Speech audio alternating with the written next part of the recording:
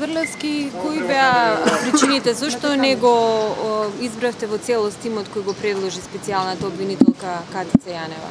Значи, Советот на јавни обвинители е надлежен да донесе одлука за број на обвинители согласно потребите презентирани од сите обвинителства, и тоа е согласно Законот за Совет на јавни обвинители, согласно Законот за јавно обвинителство, и Советот имаше параметри по кои одлучи да во овој момент е потребно да бидат 7 обвинители плюс главниот обвинител. Кои се тие параметри?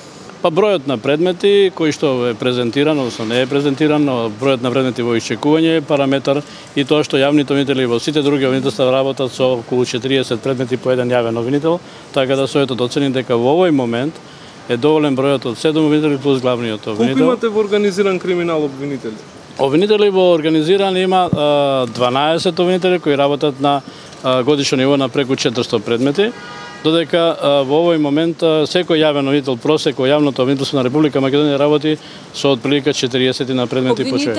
Обвинителен е еден обвинител кој го предложи обвинителката Јанева од Скопското обвинителство не е избран. Дали вашето влијание беше пресудно за една ваква одлука? Не гледам од каде гледате согледување да имало мое влијание. Јас имам право само на еден глас, а обвинителите беа, значи повеќето гласање кое беше тајно, у смисол на јавноста е да со поголемо мнозинство бидат неизбрани. Не мислите дека се крши законот за специјален обвинител?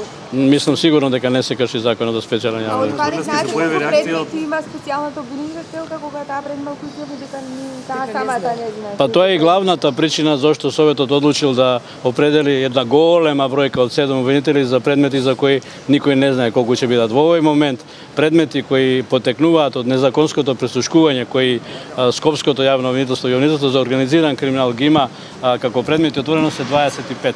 Значи во овој момент има 25 предмети, а никој не презентираше ниту покажа некаква претпоставка колку предмети би можело да има. Значи ова и не е конечна одлука на Советот, веројатно председателот на Советот ви кажал дека доколку се појави потреба ќе бидат определени нови обвинители согласно систематизацијата. Инаку, како пример, јавното обвинителство за организиран криминал во почетокот почна да работи со 5 луѓе, а работеше на најтешките предмети со екс-премиери, со гувернери на банки, со председатели на јавни предпријатија и така. Обвинителе, еве вие овие случаи кои до вас ги достави опозицијската партија СДС ги истражувавте, па вашата истрага според информациите кои ги имаме во јавноста не стигна далеко. Значи вие со вашето делување покажавте дека немате доволно ресурси за случаите кои произлегуваат снимките од прислушувањето разговори. Јавното обвинителство надлежно да постапува. Па се формираше специјално обвинителство. Јавното обвинителство надлежно да постапува по тие предмети, има капацитет да работи на начин како што работи по сите тие предмети и работеше со последното наше информирање. Ви известивме какви действија се преземени. Во одредени предмети се сослушани дури по 30 на луѓе и работи согласно оние можности кои ги има и согласно капацитетот на обвинителството и согласно правилата на обвинителство. И не е точно тоа дека јавното обвинителство, основно Скопје и обвинителството за организиран криминал не постапува. Ние не можеме да бидеме секојдневно на телевизија да кажуваме што работиме и како работиме. Недовербата кон јавното обвинителство на Република Македонија и другите обвинителства е неоснована, додолку повеќе што и предложените кандидати кои работеа на тие случаи од 14 7 луѓе работеа на тие случаи. Како коментирате финансискиот план на обвинителката Јанева? Паралела ако може измеѓу платите во обвинителството и оно што се бара со финансискиот план? Значи, по барање на повеќе обвинители, главни обвинители, значи представници на сите обвинителства, вчера имавме состанок на кој баш како причина за реакција, или како повод за реакција беа наведените планови за така високи плати. Платите се регулирани со закон и платите знаете колку треба да изнесуваат, колку една плата на еден обвинител во организиран криминал. Меѓутоа, надоместоците кои јавните обвинители за организиран криминал не ги добиваат, а работат на предмети против терористи, против наркокартели, против ИСИС и против други, они немаат такви придонеси, работат дење и ноќе и на секакви услови. До сега ниту се предвидени во законот, ниту како такви се дадени. Ние ќе бараме од владата исто така да ги добиеме доколку некој ги добие тие надоместоци и ние да ги добиваме, односно да ги добиваат сите обвинители кои постапуваат по таков. Прифативте овој план од 4 милиони годишно? Значи Советот на јавни обвинители, јавното обвинителство не одлучува по финансиските планови, надлежен Советот само за да постапува по бројот на обвинители и лично и односно персоналниот избор на обвинителите. Значи не се постапуваше и не донесе одлука дали ќе го прифати, тоа не е надлежност на Советот на јавни обвинители. На денешното писмо го успоривте дека постојат притисоци од специјалната обвинителка. Дали постои такво нешто и дали тоа е причината за револтот за формирањето на специјалната обвинителка?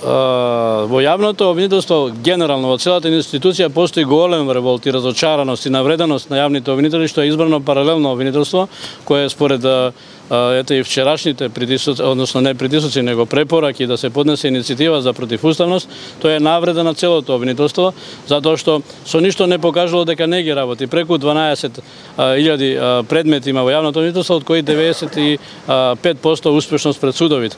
И значи немало причина да некој се посомнува во работата на обвинителството, да се формира некое специјално обвинителство, а тоа го потврди дека во капацитетот и вербата во тие обвинители, што се баш предложени обвинители кои работеле на тие случаи. Може дека немаше кривична пријава. Политичкиот договор, зошто токму сега го зборувате ова? Ние не сме политичка институција и нас политичките договори не ни интересираат. Ние постапуваме согласно законот. Ако некој донесе политичка одлука да формира политичко обвинителство, јас се гордам што ние не сме политичко обвинителство, а политичкото обвинителство нека си постапува согласно политиката. Специјалното обвинителство значи е политичко обвинителство за вас? Па ако вие имате политички договор за некоја личност спротивно на сите правила и носење на закон спротивно на сите правила и барање на избор спротивно на сите законски правила во републиката, тогаш сметам дека тоа политичко обвинителство. Конкретно ќе го поднесете на Уставен суд? Да, ќе поднесеме, да. Ќе поднесеме иницијатива. Согласно законот за јавно обвинителство, јавното обвинителство на Република Македонија е надлежна да покрене иницијатива секогаш кога со некој акт е повредена законитост, односно уставноста, особено ако тоа се тангира во работата на јавното обвинителство и нормално барање на сите членови од вчера и согласно законот јавното обвинителство во изготвување и разгледувањето на сите конкретни забелешки кои се во спротивност законот за специјален обвинител за гонење на кривични дела кои произлегуваат од законитото прислушкување согласно законот за јавно обвинителство и согласно Уставот на Република Македонија. Кога ќе поднесете? Ако може, кога се очекува? Денови, преку недела до Уставниот суд, кога ќе поднесете жалба? Едно по едно прашање во изготвување, значи иницијатива за оцена на уставноста ќе биде поднесена наскоро. Зошто не е избран никој од Скопското обвинителство, не знам, тоа е. Јас имам право на еден глас и не се изнесени причини ради кои некој не е избран. Или ради кои некој е избран. Обвинителе. Дека барањата на специјалната обвинителка се мегаломански? Дали барањата се мегаломански, јас не би можел да одговорам, затоа што не е презентирана причина и основите. Значи, пред судот не е разглобена и презентирана, веројатно и не треба финансиската конструкција, меѓутоа како обвинители кои се произнесоа вчера на состанокот да некој предвиди голема плата сега, јас не знам како е разделот за плата, меѓутоа сигурно дека платите се мегаломански и не може да се предвиди нешто што го нема дури ни во окружувањето на Република Македонија. Обвинителе, а вие сте главен или обвинител во земјава, едноставно ги застапувате интересите на сите ваши колеги.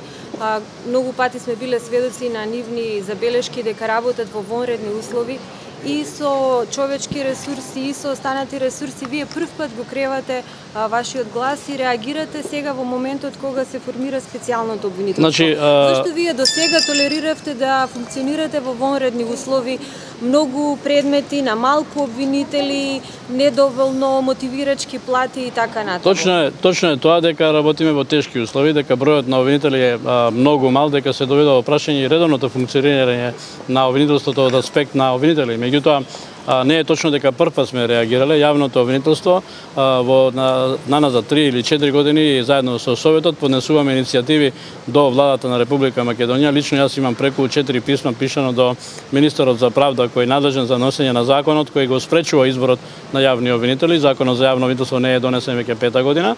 Тоа е вина на министерот за правда. Инаку условите за работа се подобруваат со наш ангажман, преку 150 вработувања има на стручна служба, а техничките услови се веќе на многу поголемо и повисоко ниво.